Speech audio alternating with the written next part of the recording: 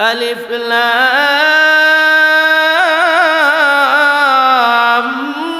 মিম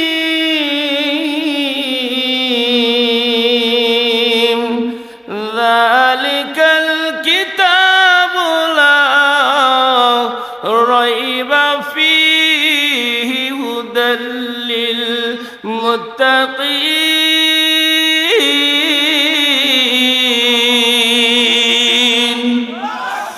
আবার আল্লাহ বলেন, বান্দা বান্দি রে, দুনিয়ার মানুষ, আমি যেই কোরআনটা তোমাদের উপর নাজিল করে দিয়েছি, অন্যান্য যত কিতাব আছে ওই কিতাবগুলোর মধ্যে মানুষ সংযোজন বিয়োজন কম বেশি করে ফেলছে, কিন্তু এমন একটা কিতাব আমি দিলাম, এই কিতাবের মধ্যে বিন্দু পরিমাণ কোনো সুন্দর অবকাশ থাকতে পারে না। আবার আল্লাহ বলেন, বান্দা, অন্যান্য কিতাবের ব্যাপারে হেফাজত করার দায়িত্ব আমি আল্লাহ কিন্তু নেই নাই, কিন্তু কোরআনটাকে হেফাজত করার দায়িত্ব আমি আল্লাহ নিয়ে নিয়েছি। কোন ব্যক্তি কিয়ামতের আগ পর্যন্ত এইটার জের পর্যন্ত পাল্টাতে পারবে না। ইন্না নাহনু নাযালনা যিকরা ওয়া ইন্না লাহু লাহাফিজুন।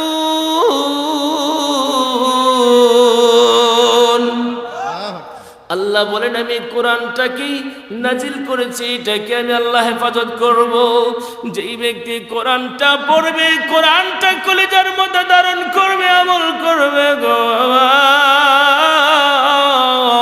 কোরআনকে যেমন আমি আল্লাহ হেফাজত করেছি করব, ওই বান্দাকে ওই হোকাল পরকালে আমি আল্লাহ হেফাজত করব। লিল্লাহি তাকবীর।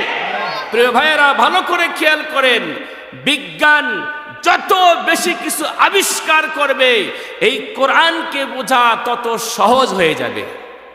জোরে বলেন, হবে কিনা বলেন? এই কোরআনে কোনো সন্দেহ আছে?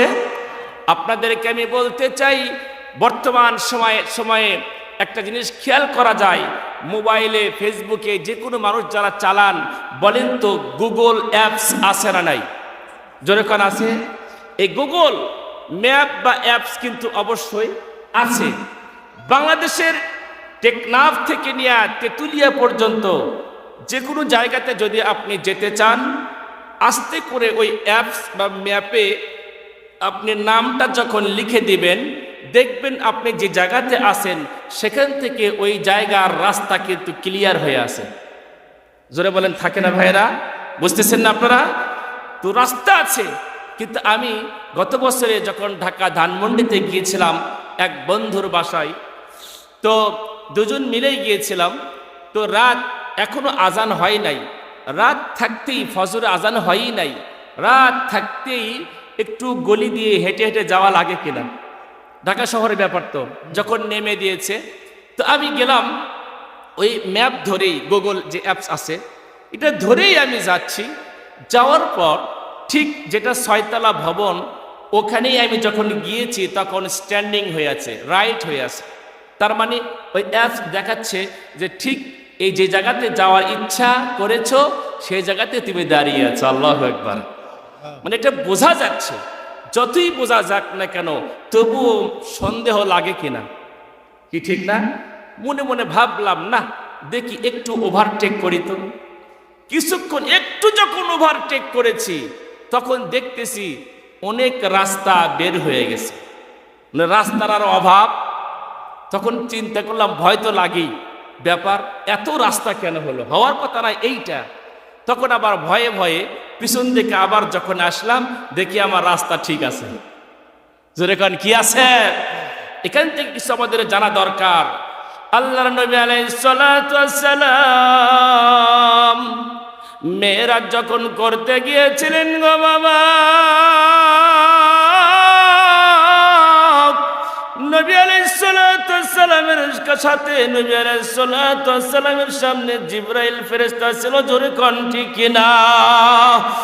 জিবরাইল আলাইহিস সালাতু ওয়াস সালামের সঙ্গে ছিলেন আল্লাহর নবী। যখন আল্লাহর সাথে সাক্ষাৎ করার জন্য জান্নাতের দিকে যাইতেছেন, নবী আলাইহিস সালাতু ওয়াস সালাম এক সময় জিবরাইলকে বলতেছে, ভাই জিবরিল, আমি যখন রাস্তা দিয়ে আসতেছি, পিছনে এবং আমার ডানে বামে কিছু মানুষ, কিছু লোক যেন আমি নবীকে যেন হাতের ইশারা দিয়া ডাকতেছে। ভাই জিবরিল রে, ওরা কারা, ওদের কথা আমি চিনতে পারলাম না। জিবরাইল আলাইহিস সালাতু ওয়াস সালাম বলতেছে, ও নবী, আল্লাহর নবী, জোরে জোরে জোরে, ও নবী গো, আবার আল্লাহ তাবারক ওয়া তাআলা তার সাথে দেখা করার জন্য আমাকে আপনার সাথে দিয়ে পাঠিয়েছেন। আমরা যে রাস্তা দিয়ে আসতেছি এইটা হলো সোজা জান্নাতের রাস্তা, আর আপনাকে যারা পেছন থেকে, আশপাশ ডান বাম থেকে যারা ডাকতেছে তারা কিন্তু সঠিক নয়, তারা হলো শয়তান। জোরে কোন ঠিক কিনা? ওই দিকে যাওয়া যাবে না, ওরা শয়তানের দলের গো বাবা। যদি আপনি ওই দিকে যান গো, তাহলে আল্লাহর পর্যন্ত যাওয়া, জান্নাত পর্যন্ত যাওয়া আপনার জন্য সহজ না হয়ে কঠিন হয়ে যাবে। যদি বলেন ঠিক কিনা? তাহলে সোজা রাস্তাটা হলো, আমরা যখন সূরা ফাতিহা পড়ি আমরা বলি ইহদিনাস সিরাতাল মুস্তাকিম। আমরা বলি মালিক আমাদেরকে মেহেরবানি করে জান্নাতের সঠিক রাস্তা, হেদায়েতের রাস্তা দেখিয়ে দেন। জোরে কোন ঠিক কিনা? তাহলে বোঝা গেল আমরা আমাদের যখন সোজা রাস্তায় চলতে চাই, কোরআন ছাড়া কোনো উপায়। জোরে বলেন ঠিক কিনা? এবার লক্ষ্য রাখেন প্রিয় ভাইয়েরা আমার, সেখান থেকে আমি যখন পিছন দিকে ব্যাক করলাম, ফিরে আসলাম, আমার রাস্তা কিন্তু এবার মোটামুটি ক্লিয়ার। ম্যাপ বলতেছে এটাই সঠিক জায়গা। তারপরেও সন্দেহ যখন হয়েছে, পিছন দিকে গিয়েছি, দেখি কোনো মানুষ পাওয়া যায় কিনা। এখন পিছনে দেখলাম একজন চাচা, উনি ওখানকার দারোয়ান। চাচাকে বললাম, চাচা এটা কি অমুকের বাসা? আবার বলেন না চাচা হেনা কোথায়, কথা হয় না। এর আগে হলো না চাচা হেনা কোথায়, হেনা মরছে। এই কথা কন ঠিক কিনা? হাই রে যুবকদের ডায়লগ আর ভাইরাল রে, আপনারা কি বলি। তো বললাম, চাচা এটা কি অমুকের বাসা, 6 তলা ভবন? বলে হ্যাঁ এটা অমুকের বাসা। তখন আমার সন্দেহ দূর হয়ে গেল।